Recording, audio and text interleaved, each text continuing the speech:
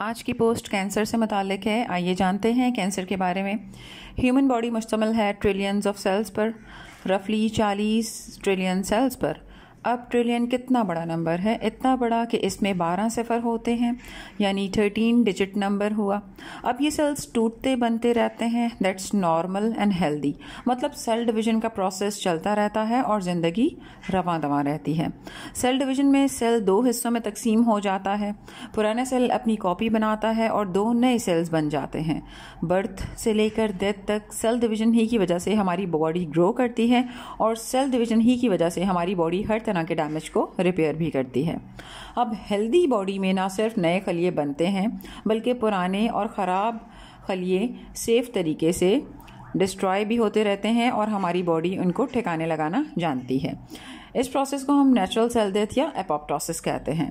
Apoptosis एक तरह से हमारे जिस्म का डिफेंस मैकेनिज्म है जो पुराने ख़राब या कैंसर ज़्यादा सेल्स को खुदकुशी पर मजबूर कर देता है। तो एपोप्टोसिस यानी नेचुरल सेल डेथ बहुत ज़रूरी है।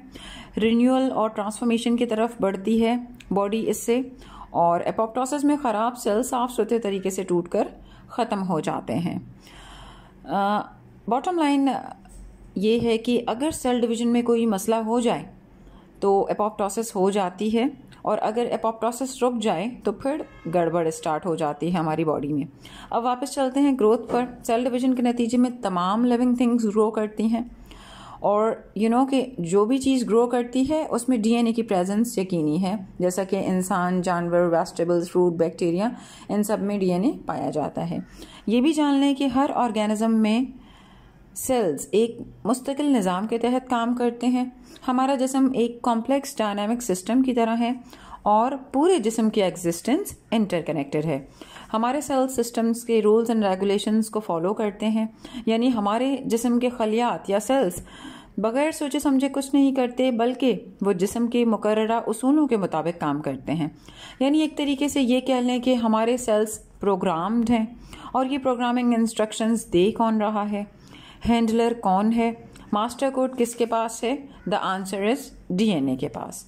डीएनए सेल्स को बताता है कि क्या करना है, कैसे करना है, कब करना है, how to grow, how to repair, when to divide and even when to die. DNA is not the only controller, और भी बहुत से फैक्टर्स हैं जो इन्फ्लुएंस करते हैं, लेकिन डीप डाउन रूट लेवल पर मास्टर कंट्रोलर या फाइनल बॉस इज डीएनए। धीरे धीरे I am getting to the point. अब ये चीज़ तो क्लियर हो गई कि डीएनए की इंस्ट्रक्शंस के अकॉर्डिंग हमारे सेल्स काम करते हैं। नाउ द क्वेश्चन इज कि क्या काम करते हैं? सेल डिवीजन की कहाँ और कितनी ज़रूरत है? हर सेल अपने शेप और साइज को रिटेन करेगा और अपना स्पेसिफिक काम सरअंजाम देगा। For example, red blood cells oxygen carry करेंगे to all parts of the body, brain cells message sending करेंगे, मसल सेल्स हरकत यानी मूवमेंट को मेक श्योर करेंगे। अगर सेल डैमेज हो गया है तो डीएनए हिदायत जारी करेगा कि हाउ टू फिक्स इट। अगर डैमेज इरिपेयरेबल या बहुत ज़्यादा हो गया है तो एपोप्टोसिस का हुक्म देगा डीएनए, और ये एपोप्टोसिस सेल के माइटोकॉन्ड्रिया से स्टार्ट होता है। माइटोकॉन्ड्रिया सेल को मरने का सिग्नल दे देता है एपोप्टोसिस के केस में, यानी डेथ स्विच के तौर पर एक्ट करता है। अब ये सब हो रहा है एक हेल्दी बॉडी में जहां सेल्स बवक्ते ज़रूरत टूटते और बनते रहते हैं। अब आते हैं कैंसर की तरफ। कैंसर में डीएनए में म्यूटेशंस हो जाती हैं, यानी तब्दीलियां आ जाती हैं। अब यहाँ मैं आम तब्दीलियों या हार्मलेस म्यूटेशंस का जिक्र नहीं कर रही। ये तो आप सब जानते हैं ना कि not all mutations are dangerous. यहाँ जीन्स में स्मॉल हार्मलेस वेरिएशंस का जिक्र नहीं हो रहा। ये जो हम स्लाइटली डिफरेंट हैं एक दूसरे से, तो ये जेनेटिक वेरिएशंस यानी म्यूटेशंस ही की बदौलत है। हमारी अपीयरेंस, ट्रेड्स, एलिटीज, इन्हीं म्यूटेशंस का कमाल है। यहाँ मैं बात कर रही हूँ कैंसर की, और कैंसर में होने वाली खतरनाक ड्राइवर म्यूटेशंस की। ये ड्राइवर म्यूटेशंस स्पेसिफिकली डीएनए में मौजूद इन जीन्स में होती हैं जो कंट्रोल कर रही होती हैं सेल ग्रोथ को, सेल रिपेयर को और सेल डेथ को। यानी एक्चुअली ये जीन्स सेल की लाइफ और डेथ को कंट्रोल कर रही होती हैं। यानी म्यूटेशंस ने अफेक्ट कर दिया है या मुतासर कर दिया है डीएनए में मौजूद ट्यूमर सप्रेसर जीन्स को, ऑन्को जीन्स को और डीएनए रिपेयर जीन्स को। अब होगा क्या? मतलब ऑन्कोजीन्स हाइपर एक्टिव हो जाएंगी यानी ओवर ग्रोथ, एपोप्टोसिस किसी हद तक मुतासर होगी और एपोप्टोसिस के मुतासर होने की वजह से डैमेज्ड सेल्स भी सरवाइव करेंगे। सेल डिवीजन किसी मकाम पर कंट्रोल से बाहर हो जाएगी यानी ट्यूमर्स ग्रो करेंगे, ब्रेक्स फेल हो गए हैं ग्रोथ के, अनकंट्रोलेबली डिवाइड होंगे सेल्स किसी मकाम पर और मजीद म्यूटेशंस भी होंगी क्योंकि डीएनए रिपेयर भी फेल हो गया है। क्या हुआ, नहीं समझे? आसान ज़बान में एक्सप्लेन आउट करती हूँ। ड्राइवर म्यूटेशंस आपके बॉडी सेल्स को पुश करेंगी कैंसर की जानिब। अब जनाब कैंसर सेल्स ग्रो करेंगी अनकंट्रोलेबली, एपोप्टोसिस भी मुतासर होगा यानी ख़राब खलिए भी जिंदा रहेंगे और जिस्म में बिगाड़ पैदा करेंगे। और अब ये जो कैंसर सेल्स हैं ये रूल्स एंड रेगुलेशंस को वायलेट करेंगे। Let me sum up. Driver mutations की वजह से हमारी बॉडी का इक्विलिब्रियम या नेचुरल बैलेंस डिस्टर्ब हो गया है। हमारे ही कुछ सेल्स ने हमारे ही निज़ाम के खिलाफ बगावत कर दी है और अभी शुरुआत है तो वो लोकल इनस्टेबिलिटी कॉज कर रहे हैं। अभी ये एक मकाम पर हैं। ये कैंसर सेल्स किसी कायदे कानून को नहीं मान रहे। डीएनए ने पहले इन्हें एक लिमिट में रखा हुआ था कि आपने सिस्टम में रहकर सिस्टम की बेहतरी के लिए काम करना है, लेकिन कैंसर सेल्स ने अपनी लिमिट क्रॉस कर ली है और कैंसर सेल्स की ये बगावत पूरे सिस्टम के लिए एक रिस्क है। ये कैंसर सेल्स अब कोऑर्डिनेट करने को तैयार नहीं। इन्होंने सिस्टम को चैलेंज कर दिया है और उसे हाईजैक करने की ठान ली है। अब ये सिर्फ अपने सर्वाइवल, ग्रोथ और पॉपुलेशन के लिए काम करेंगे यानी पैरासाइट्स की तरह बिहेव करेंगे। एक्सट्रीमली सेल्फिश हैं ये, इन्होंने फ़ायदा नहीं बल्कि नुकसान ही पहुंचाना है। अब सिस्टम की वेलफेयर का इन्हें कोई ख्याल नहीं रहा। अब हमारी ही रिसोर्सेज को हमारे ही अगेंस्ट यूज़ करेंगे ये। इनका प्लान है स्टेज 0 से स्टेज 4 तक जाना यानी मेटास्टेसिस तक, यानी पूरे जिस्म में ये कैंसर सेल्स अपनी अदारादारी चाहते हैं। अब ये क्या नुकसान पहुंचाएंगे? कैंसर सेल्स कब्जा माफिया के तौर पर अपनी ज़िंदगी को आगे बढ़ाएंगे। शुरू में ये एक मकाम पर यानी एक जगह पर इकट्ठे होंगे और ख़ुद को मजबूत और मुनज़्ज़म करेंगे।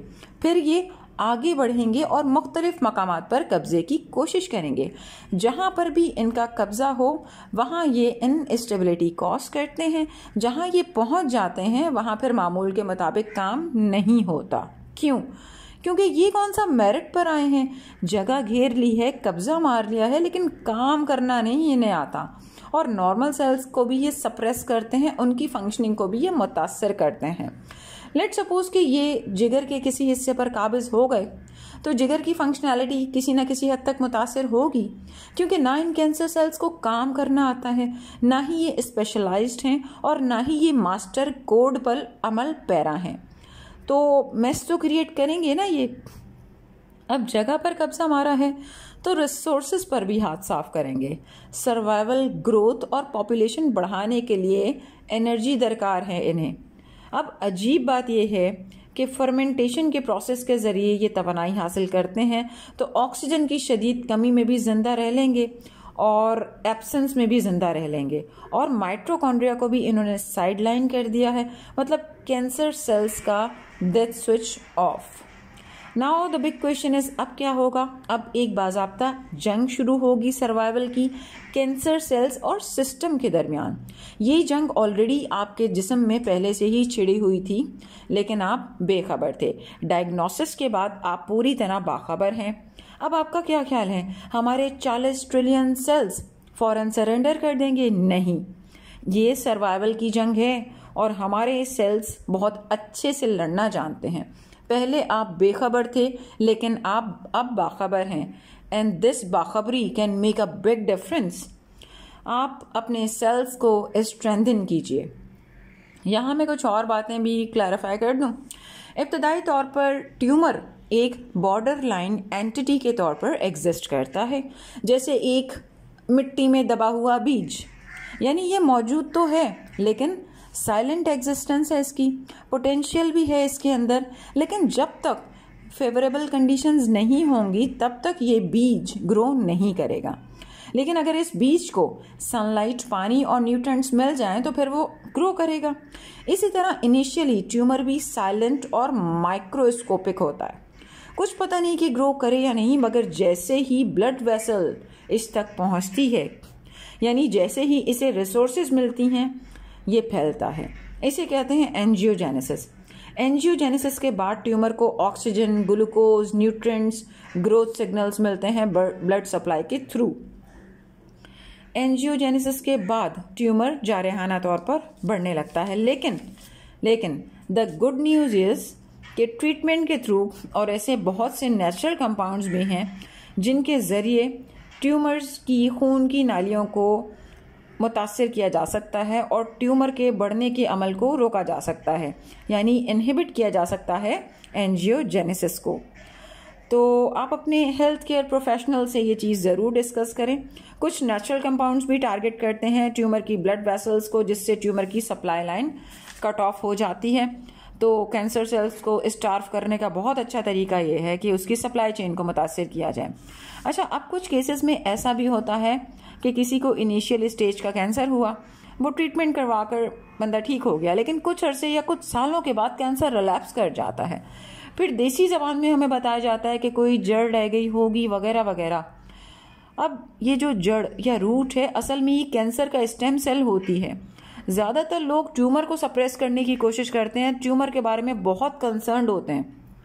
याद रखें, कैंसर की रूट्स या स्टेम सेल्स का खात्मा भी बहुत ज़रूरी है। ये कैंसर स्टेम सेल्स अक्सर ट्रीटमेंट के बावजूद भी सर्वाइव कर जाते हैं and then they come back with a big bang. अच्छी बात यहाँ ये भी है कि ट्रीटमेंट के साथ साथ आप नेचुरली भी इन्हें टारगेट कर सकते हैं।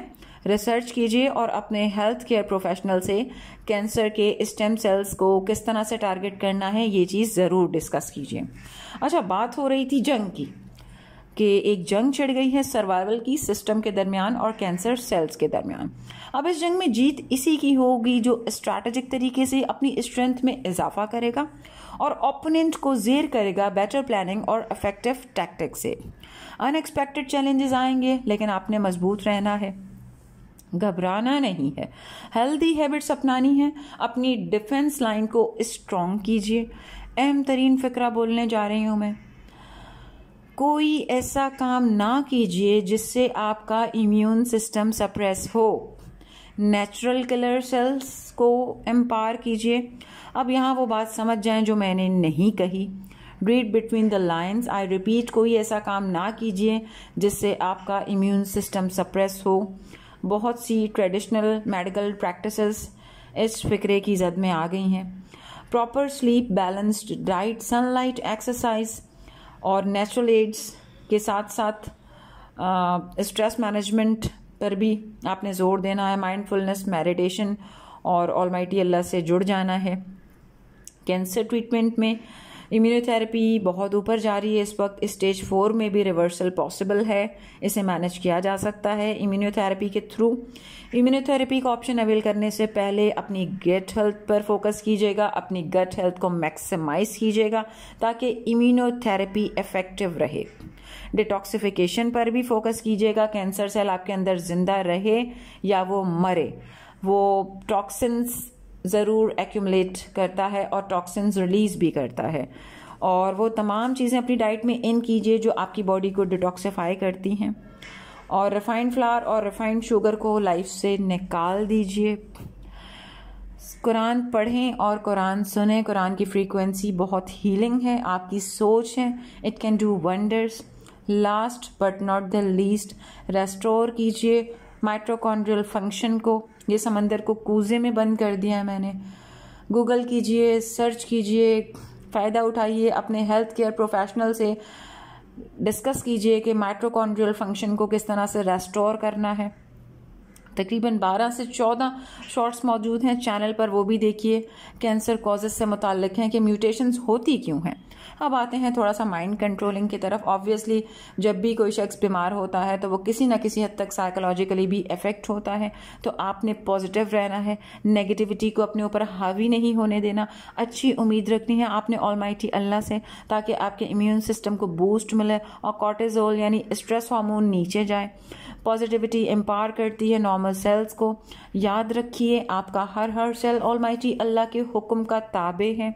मास्टर कंट्रोलर ऑलमाइटी अल्लाह है, हुक्म ऑलमाइटी अल्लाह ही का चलता है। अल्लाह ने कुरान में फरमाया है कि अल्लाह की रहमत से तो काफिर ही मायूस होते हैं। इट डजंट मैटर कि आपके कैंसर की कौन सी स्टेज है, ऑलमाइटी अल्लाह के लिए ये चीज़ मैटर नहीं करती।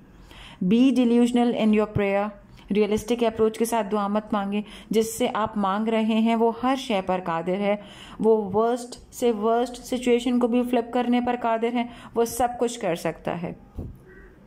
वो हज़रत यूशा बिन नून के लिए सूरज को ढलने से रोक सकता है, वो हज़रत इब्राहीम अलैहिस्सलाम के लिए आग को गुलजार बना सकता है, वो समंदर में हज़रत मूसा अलैहिस्सलाम को रास्ता दे सकता है, वो सब कुछ कर सकता है। Almighty Allah can make the impossible possible. Limitations हमारे लिए हैं, ऑलमाइटी अल्लाह के लिए नहीं। हमारी प्रॉब्लम्स, हमारी बीमारी, हमारे मसाइल बहुत छोटे हैं, ऑलमाइटी अल्लाह की रहमत बहुत वसी है।